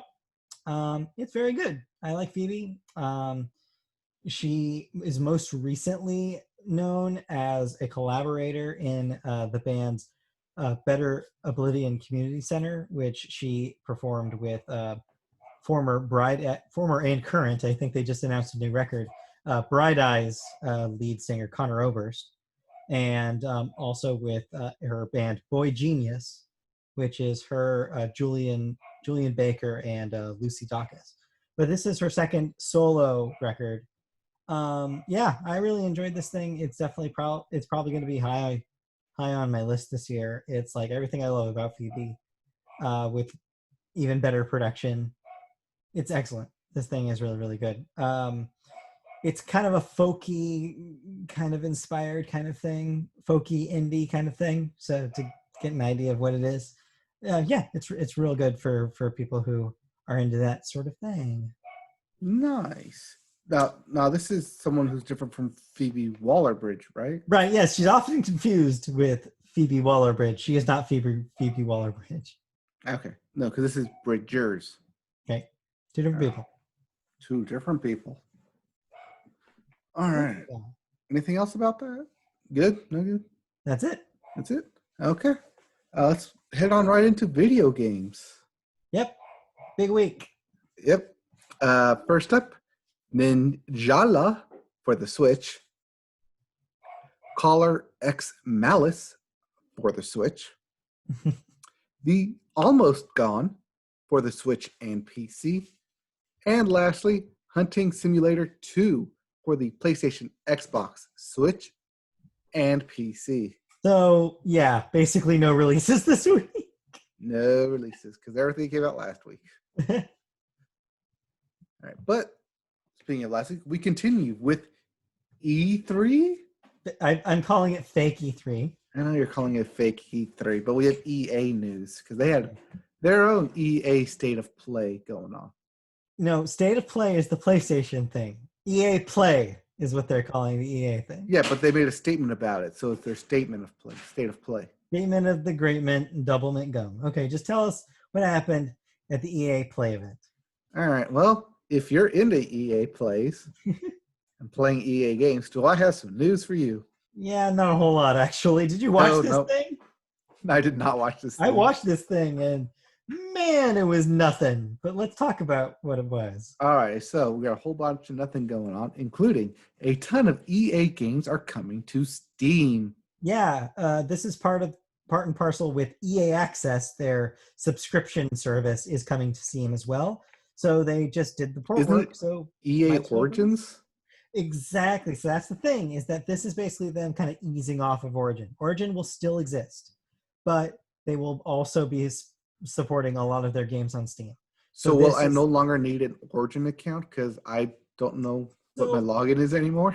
That's a little unclear. It might just be you're buying it on Steam and installing it from Steam and launching it from Steam, but it still might require a Origin login when you play the game. Kind of like how you're still required to have an Origin login when you play on an Xbox, for example. Same thing. I'm sure it'll be the same thing for the Steam. I know. I hate it. It's dumb. Yeah, but it is what it is. All right. We also have A Way Out devs with a new game called It Takes Two, It takes two to make a thing Yeah, go which is a right. co-op game driven by emotion. Oh, Carly Rae Jepsen's in this. No. I wish, but no. But yeah, A Way Out is the cop and criminal That was in the the Prison co-op. Break game that came out earlier in this generation. This is that guy. Remember the guy who was at the Video Game Awards and said "fuck the Oscars"? It's that dude. Yep. EA also announced Lost in Random, which is a cartoony game with luck-themed gameplay and a sentient die. Yeah, your best friend in this game is a die. Like Not Adele. dice. One, a die. Die, die, die. EA is publishing Rocket Arena, a hero shooter with Smash-like knockoff mechanics. So you shoot rockets at each other. It's like an arena kind of Overwatch kind of thing, except you don't die. You don't like fall apart into bloody chunks. Instead, like Smash Brothers, your percentage goes up. And the higher percentage you have makes it more likely for you to get catapulted off of the stage, which is how you die. So this is Halo all rocket launchers? Sort of. Actually, Rocket Arena in itself gets its name from a Quake mod from back in the day, which was basically like, what if Quake, but just rocket launchers? Same concept. So yeah, it comes from that kind of spirit, but they're really leaning into the hero shooter part. So all of the characters are very like cartoony, broad designed, and have personalities and names and stuff, special abilities. Okay. We also have the first gameplay for Star Wars Squadrons, which was Yeah, briefly teased last week. yeah. They said that this thing was going to be a space shooter in the Star Wars universe. The gameplay backs that up. That's what it is. Except notably, it's a first person only game. So it's not like the Rogue Squadron, Rogue Leader games where you saw from a third person perspective. It's Mm-hmm. closer to the PC X Wing and TIE Fighter games where it is just cockpit view. It's 5v5 Yeah. dogfighting, aerial ace combat. They did say that there will be, yeah, there's an emphasis on multiplayer, but they did say there will be some sort of campaign.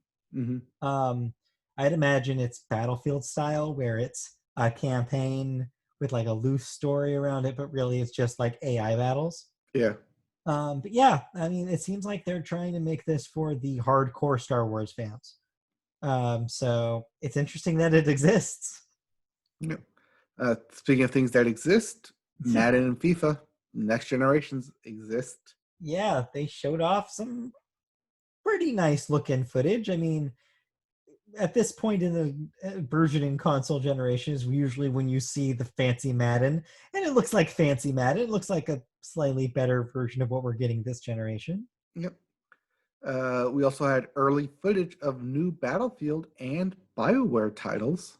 Yeah, nothing announced explicitly from those franchises and or studios, but they showed some basically like early alpha footage of both of those, like a big scene of a bunch of soldiers in a Battlefield game and like some crazy scenery from a supposed BioWare game, but no word on what those will be. You have it's important to note that BioWare still technically has a Dragon Age game that was announced for this generation that has not been shown still. So is that a next gen thing now? Like it has to be, right? Because otherwise we would have seen it. Yeah, I think at this point it has to be next gen, right?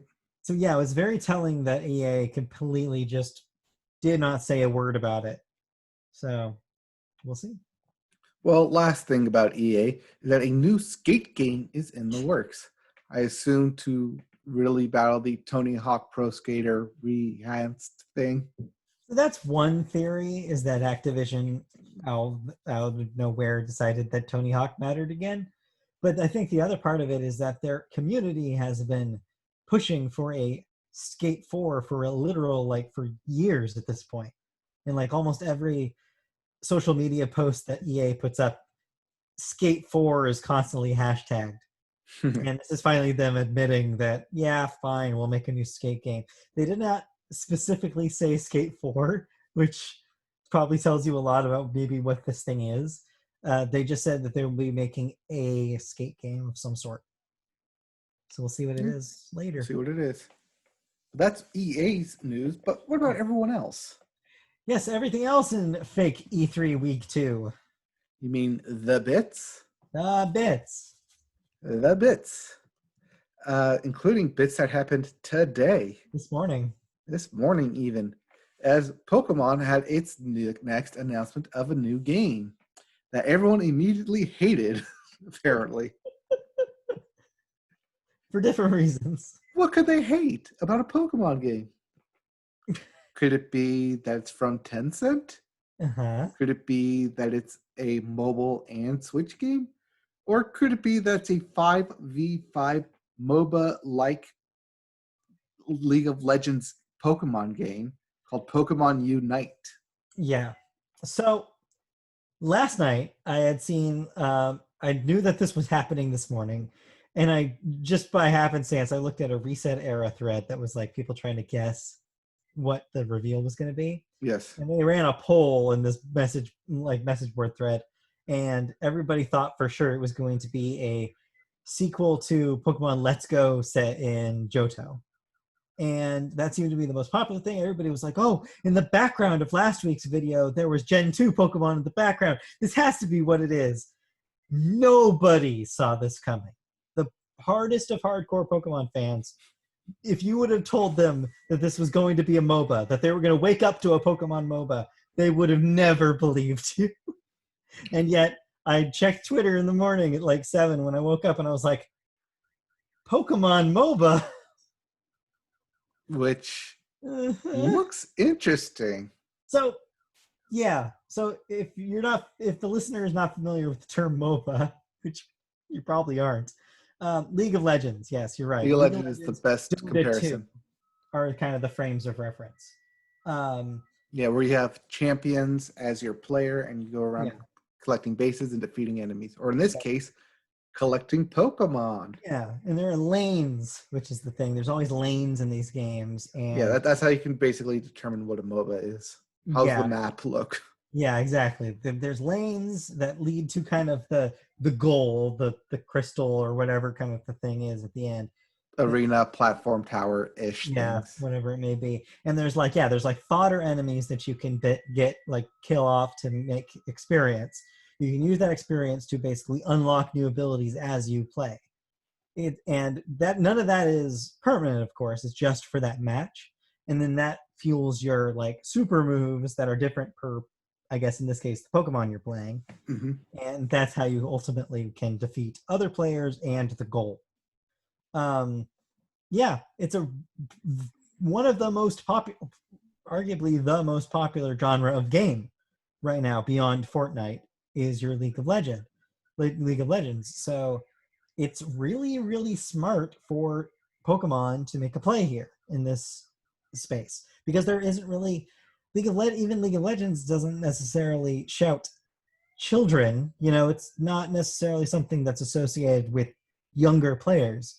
So to explicitly market a MOBA to younger players is both really, really smart and absolutely terrifying because the other half of this, part of its popularity as a genre is it's incredibly addictive, and two, incredibly predatory in microtransactions. You Like, have to pay to unlock champions yeah, these games most of the usually time. have, yeah, they're usually free to play, but with layers of you have to pay for like in this case new Pokemon. You have to play for like skins, pay for skins. You have to pay for like themes. There's layers and layers of these games of microtransactions to make up for the fact that they're free to play games. I'd Yeah, imagine but that's the case. here's the genius about it. I play fantasy, League of Legends fantasy. Uh, I know nothing about League of Legends. I've watched several matches yeah, and I'm like, okay, I kind of understand what's going on. I looked at this trailer once and I was like, I completely understand what is happening. I know what is yeah, going on.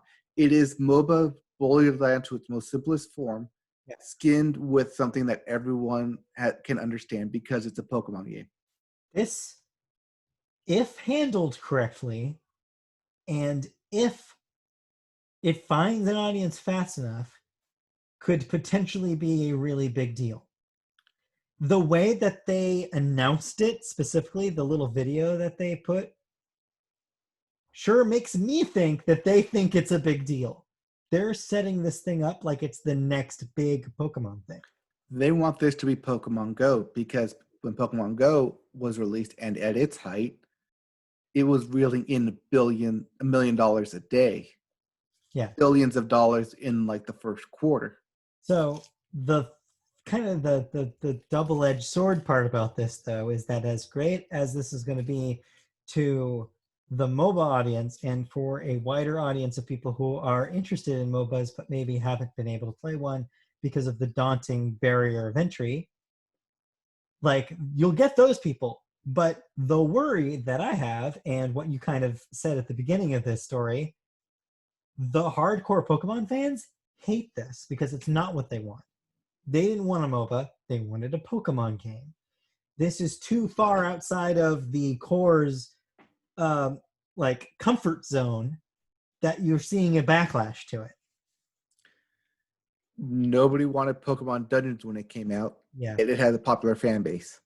Nobody wanted Pokemon Snap when it came out, but it has a very popular fan base. Enough that at 20 years later, they finally get their sequel.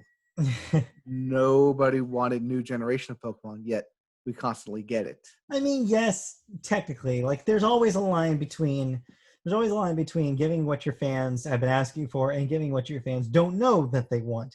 And yeah, there's an element of that here, but ultimately, this is just business savvy. And I think that the fact that this is a Tencent joint is really clear that the Pokemon Company International wants to really exercise the international part of their name. They want this thing to be big overseas. This is a play to China. This is, I mean, hell, that's probably why this is its own separate video, and probably why Tencent is heavily featured on it. Like they even call them out specifically. Yes, this is copyright Tencent at the bottom of the yes. the home screen of this video game, and that's very telling. Yeah. Yeah, I am very interested to see how this pans out because holy crap, yeah, this could either be a enormous disaster or be the thing that like blows Pokemon up to an upper echelon. As long as it doesn't become like a full-blooded pay-to-win style game. Yeah. Which it has the very easy possibility to do. I mean, just look at Pokemon Go, how that ballooned into it. But they could very easily rival League of Legends with a known quantity that is Pokemon. I mean, that's the question, right? The question now is whether or not there's room in the MOBA space for a third game. There's League, there's Dota, and then there hasn't been really anything else. I mean, Blizzard tried with Heroes of the Storm and failed. Right. Like, if Blizzard failed at the thing that they arguably created, then maybe there isn't space. Maybe there's a limited number of people who are into this thing and they are already playing League. Like this, that's the other option here is like, this might not work at all. But if it does, there were also a limited number of people playing AR games until Pokemon Go came out. I mean, there was one AR game when Pokemon Go came out, and it was made by the people who made Pokemon Go. Right, by Unity. Yeah, those guys, Niantic. And so yeah, it's like, who the hell knows how this is going to go? But I am fascinated by a Pokemon MOBA. I will never play it, but I am fascinated by it. I am interested in playing it because I can look at that and understand what I need to do. Whereas if I look at something like Dota 2 or League of Legends, I'm like, where do I even begin? Who do I even choose? Yeah. Whereas with this, it's like, oh, I know what Charizard does. I know what Squirtle does. I know what Snorlax does. I know what Talonflame does, which is like, yay. Good for Talonflame getting in there. Good for Talonflame. I like Talonflame. Yeah. The last thing I'll say about it, though, is that the thing said it is in development and did not say anything about a release date. So Nope. I would imagine this is not a 2020 game. This is probably something slated for next year. If we do see it playable this year, it'll be a beta. This is something that they're going to have to play test to death in order for it to be successful. Yep. We'll see. All right. And that's all the news we have. No, there's more bits, believe it or not. All right, fine. Won't More dwell bits. as much on these other bits. All right. The Crystal Dynamics game, Marvel's Avengers, will be available next gen at launch, and current gen owners will get the free upgrade. Yep. They also announced that it's named Marvel's Avengers War Room, and it's basically Destiny. They set it up like Destiny. It's going to be Destiny. Knew it was going to be Destiny, but with superheroes. That's basically what it is. Yep. Even like so much as the mapping and certain skins being locked, it's all Destiny filled. We also have Microsoft is shutting down Mixer officially and will instead collab with Facebook Gaming for its streaming. Yep. Mixer is dead. That means that all that money that Ninja made going over to Mixer, he's now out of that contract, can go back to Twitch. So, yeah, it seemed like the way that those contracts were done with people like Ninja was all up front. Mm-hmm. So I don't think it's actually harming him much. I think that they probably just told him this and he was like, all right. He probably will just, he'll hop right back to Twitch and nothing had happened. I think what Microsoft found out here is that there was kind of like the MOBA thing, actually, I was just talking about, is what they discovered was moving big streamers to another streaming platform did not move their audience. They found out that the people who watch Twitch stayed in the Twitch ecosystem. They didn't move to Mixer. Which is what we kind of called when we saw this announcement being made. Yeah. So this is Microsoft admitting defeat and just being like, all right, cool. And it's also then making a deal with Facebook so that way they don't have to run the streaming servers, which is really smart. Yep. So talks Mixer aside with Zoom and soon to be Skype. So yeah, I would definitely not. I would say that if I was Microsoft, and I would definitely not make a deal with Facebook right now. But hey, there's no accounting for taste. Also, there's not a whole lot of places they could go. Periscope, maybe. As you pointed out, they needed the firepower. They needed a company to partner with enough firepower to take on Amazon and Google. And Facebook, that's a company that has that. So there you go. Yep. As was pointed out to me a couple months ago, Amazon is at war with everybody, and Twitch is one of them. Yep. Twitch is part of Amazon. Yeah, they're no holds barred when it comes to their service. All right. Last two things real quick here. Min Min from ARMS is going to be the next Smash DLC character. She has arms. Much to the Kingdom Hearts community chagrin. They said it was going to be an ARMS character. We knew it was going to be a character from ARMS. I know. And lastly, Crash Bandicoot 4, It's About Time, launched for later this year. Are you excited? It is not Crash Bandicoot 4. Wait. Yes, it is. The name of the game is Crash Bandicoot 4. It can be called Crash Bandicoot 4, but it's not the fourth game. Are you saying that Crash Bandicoot game they made for the PlayStation 2 is Crash Bandicoot 4? Yes. Okay. That wasn't called Crash Bandicoot 4. It was called Wrath of Cortex. Yeah. That's not correct. There's no 4 in that name. It was basically 4, though. No, this is the next one. This is the fourth Crash Bandicoot game. That was the fourth one because it was the first game on the PS2. So they dropped the numbers and did a.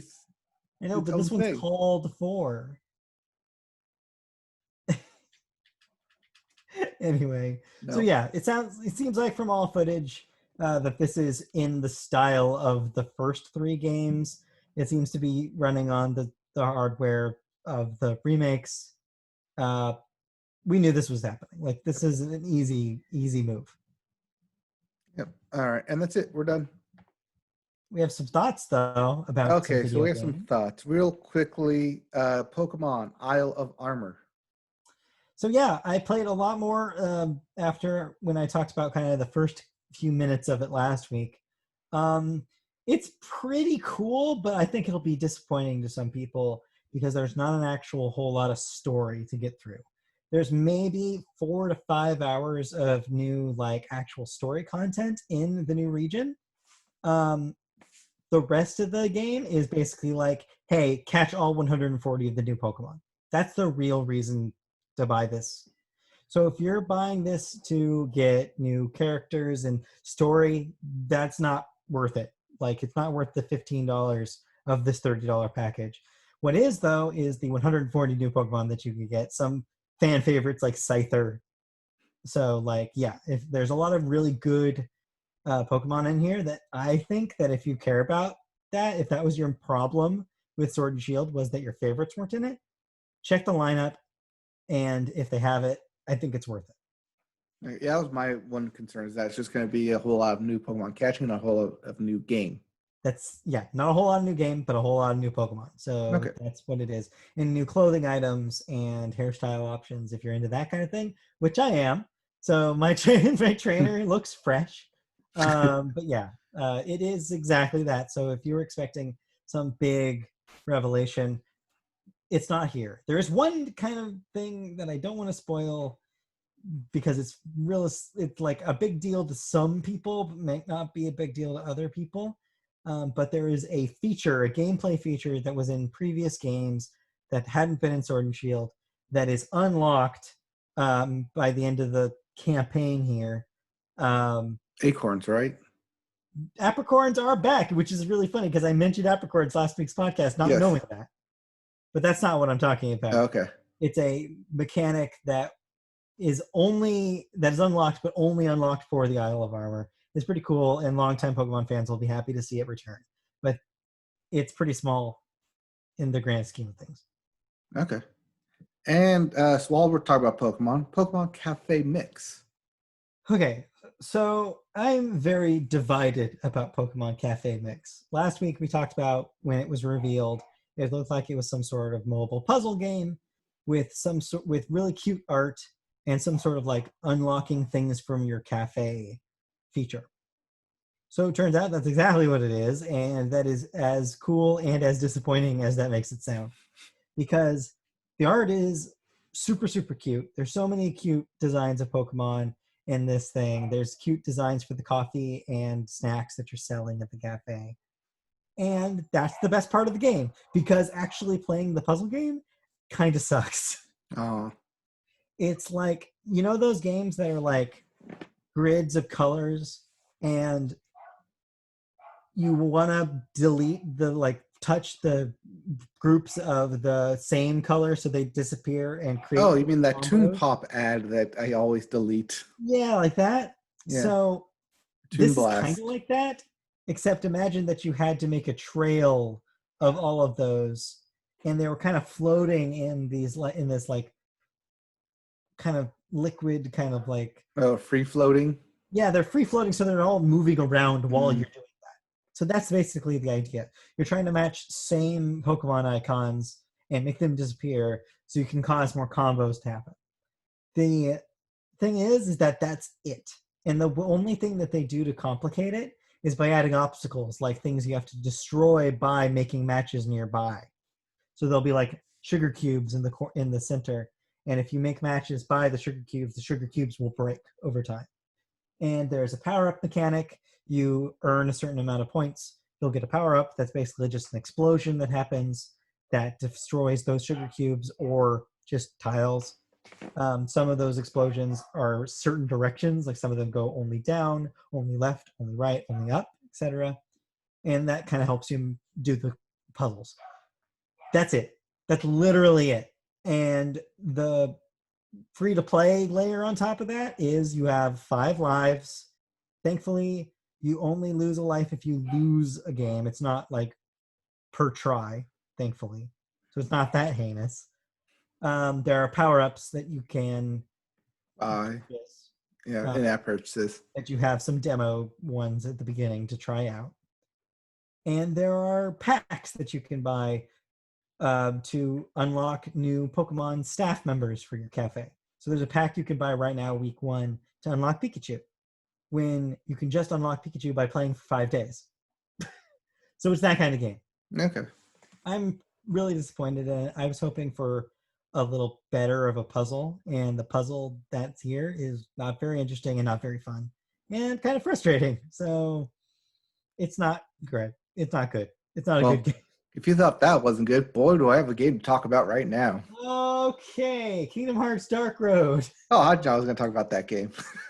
Because, okay, well, actually, what were you going to talk about? I legitimately don't know. I assumed that you were going to go mobile to mobile here. Yeah, mobile to mobile. Kingdom Hearts Dark Road. It is basically an expansion to the Union Cross app. It's new. It's really short. There's only one chapter available, so it feels really incomplete. But much like with Union Cross, it evolved over time to include more story elements, which I assume is what's going to happen here. But it's only like the first 20 chapters, and it's really just a brief intro. It feels like a prologue to a game that is really incomplete and not out yet. I am disappointed with what I got, but I see potential. It's just that I don't know how often it will be updated, and I think that's one of the big negatives about it, is that you get, here's a little taste, enough that I beat it in like 2 hours, and then it was like, okay, now where do I go? I don't even think it was 2 hours, like an hour. It's like, okay, now what? Do I just grind my player level? Because I have to keep grinding in order to increase my player level, but I also have to get more medals by completing weekly and monthly missions. Ugh. And yeah, it's just a grind. It's like, do I want to do through this? Maybe not. Yeah, it sounds like the worst. Yeah.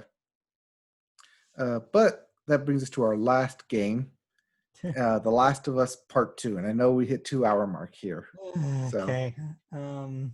Yeah, I'm there's going to probably keep my thoughts brief on this yeah, we because could probably do a whole podcast on this. I haven't beaten the game yet.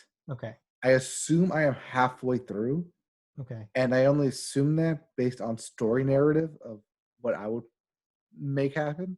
Mm-hmm. So I've played through most of the campaign. The mechanics are so smooth. The game is so beautiful. The story is so great. It's so well done. I am curious as to where the second half of this thing goes, because where I'm at, it made a big switch on me. I was not expecting it. I was not prepared for it. Mm-hmm. And now I'm like, okay, let's see what this is. Are they going to make me care more about this? Mm-hmm. They're going to make me actually feel things now? Because up until this point, it was like pretty much a straightforward, streamlined game. And now here comes the big twist, and I have to go through this whole next, I want to assume, half of the game to fully unveil the whole story. And So yeah. yeah, I haven't From been what I spoiled. I understand, haven't looked up anything. I haven't looked up any like walkthroughs, like, okay, how far am I from the end here? Where am I at? I haven't looked at anything. so what I'm gonna say is I have peeked. I have looked at some spoilers. I vaguely more or less know what happens. I'm not going to say like even hint at any of it though. All I'm going to say is what I've heard from people who are playing the game without any sort of story nuances to it. And from what I understand from people who are playing the game is that yeah, it kind of becomes a different kind of animal the second half of the game. So you are at the tipping point, from what I understand, and things get crazy. Yeah, it definitely switched. And I was like, okay, I'm only going to be here for a little bit. And then it opened up, and I was like, wait, Yeah, there's a lot more stuff to unlock. If I'm going to 100% this, or at least, unlock everything, wow, there's a lot more here than I initially thought. I Now I have to actually go through what I assume is a whole like second game built into this game, yeah, and I'm like, what are you trying to do to me, Naughty Dog? Other uh-huh. than that, this thing is really big, really nice, and I love the characters that they've brought to this game, and I love the Okay. in-depthness that they've given to each character. A lot of layers, and I like that. So I was intending on watching you stream this, but when I checked, you I've hadn't only streamed it the first few 2 days, and I so only streamed it once because it delved immediately into spoiler territory, and I was like, okay, I'm gonna find a section that I know I could get from point A to point B, and there's yeah. not gonna be any huge spoilers in But there. for me though, I was relying on you to do that because I just want to see it. I don't want to play it. Oh, sorry. It's okay because you had said you were going to stream it that night. So I was up on like at 9 o'clock waiting for you, and I was just like, oh well, I guess he's not going to do it Oh yeah, I was watching episodes for family and kind of got into that. anyway. Well, yeah. So that's kind of what led me to look at spoilers. I was just like, I just need to find out what this thing is. Yeah, So it's a long game. I think I saw like a whole like all cutscenes on YouTube, clocked in at like over 8 hours. yeah, it's a lot. So yeah, and I'm enjoying the game. I like where I'm at. I'm playing on normal mode, like basically they'll align what it presets you at. So I'm not doing survival. I don't think I need to. Trophy pending. But even then, I still have to get through the game first on once over. I'm liking it so far. Yeah, But we'll see what happens with the second half of the game. we'll see what happens. Maybe we'll do. And I'll have that full review probably next week. And with that, let's talk about next week. All right. Well, thank you for tuning in. That'll do it for video games. That'll do it for the Media Boat Podcast. We'll be back next week for another marooned episode of the Media Boat Podcast, as always. So join us then.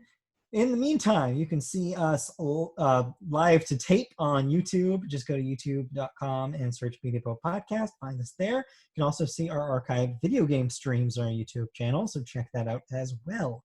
You can find us on social media as well. Media Boat Cast is our handle on Twitter. Facebook, you search Media Boat Podcast and you find our page. You can go to twitch.tv/MediaBoat to find older video game streams that we've done. You can hear us in podcast form by searching Media Boat Podcast on any podcast service that you are privy to. And last but not least, you can email us at mediaboatpodcast@gmail.com with questions, comments, feedback, anything. Please, we love to hear from anybody. Thank you for joining us this week. We'll be back next week with another exciting, hopefully shorter episode of the Media Boat Podcast. Well, we'll devote next week's podcast to Last of Us Part 2 and not go into so much detail and other stuff. Well, I mean, there's probably going to be more video game stuff, but we'll see. We'll see. All right, we'll be back next week with more stuff. Okay. Yeah. Bye. Bye.